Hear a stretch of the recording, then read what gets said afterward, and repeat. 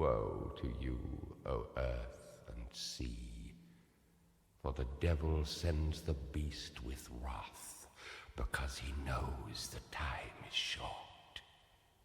Let him who hath understanding reckon the number of the beast, for it is a human number. Its number is 666. As far as the descriptions as to what hell is like, well, it is different for each individual.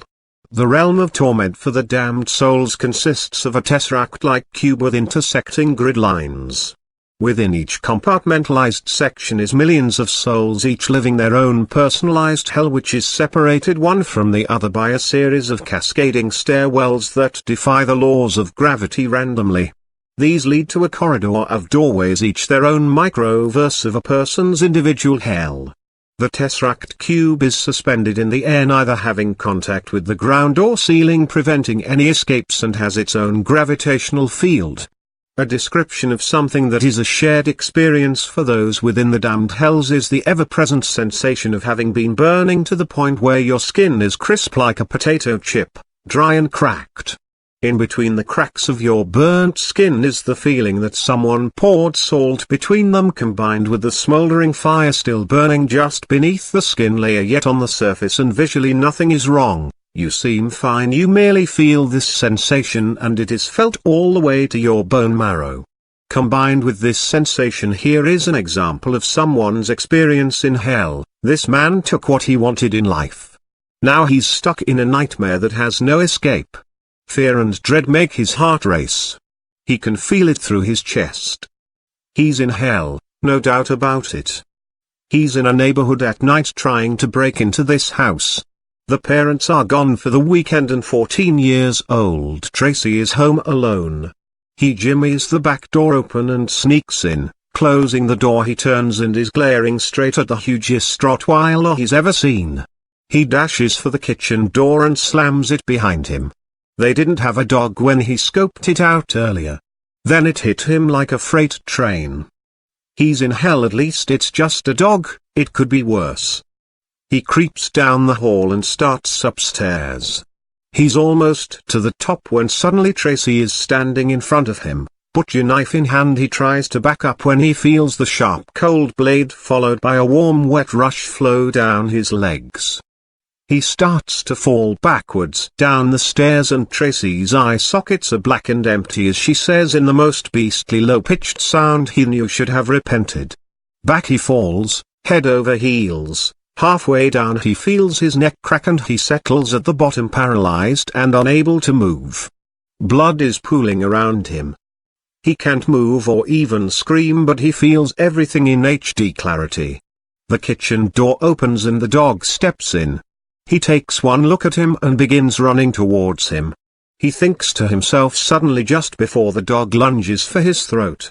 What do you expect? You're in hell. The man awakens. Where did the dog go that was ripping his larynx out? He realizes he's in water treading the surface and struggles to stay above the surface of the water as he gets his orientation back. Suddenly the thought enters his mind again. He's in hell. There's no way to anticipate what will happen next. Then something pulls at his feet under the water. What the hell was that? He wondered and began looking around to find a shoreline, but there isn't one. Again something tugs at his feet and he begins to panic. Is he in the ocean? Is it a shark? More tugging, and now he can feel sharp claws tearing at his clothes and lightly cutting open his thighs and legs with each tug that threatens to pull him under the surface. Again and again he feels the claws tugging and slowly shredding him from the ankles up. More of them now on both sides as the water turns warm and red around him.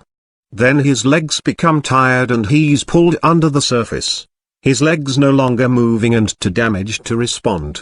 He wonders, how will he die? Will he drown, bleed out, or be torn apart by whatever is pulling at him? Then he thinks to himself, wait, I can't die. I'm already dead and I was sent to hell. Just then a gigantic alligator grabs his torso and whips him about, thrashing and breaking his spine so that he can't even scream as it drags him down to become food for its children. As his body is wedged under a log at the bottom and everything fades into black, he thinks to himself, No reason to be scared. I'm in hell and this will never end until I change from what I am into something more than just alligator food. In the blink of an eye he finds himself sitting in a movie theater watching on the screen everything he had just experienced. Was it just a dream?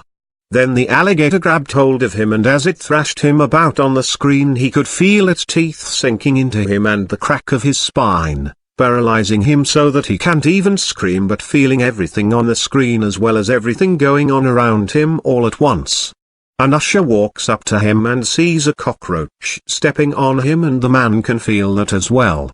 Like someone just put him in a trash compactor and slammed it shut on him once really quickly. The usher looked at him and his eyes lit up red and were slits like a snake's instead of rounded pupils. I trust your experience here at the theater is nothing like you expected? Do you care for any refreshments? A snicker yodel bar? How about a tall cold cup of domestic violence, imposing strength over the weak, or being a bully and a dominating controlling obsession for most of your life, never considering that what you were doing was wrong?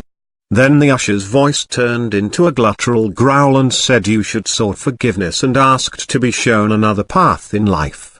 Now you get to learn it my way though, guy. And then Usher let out a bellowing laughter as the scenery around him of the movie theater ripped and shredded like it was paper, revealing the Usher to be something of horror that burnt into the back of his skull. It was a man, but at the same time it was not a man at all. His wings spread out as if stretching, and it was the full length of 3 men.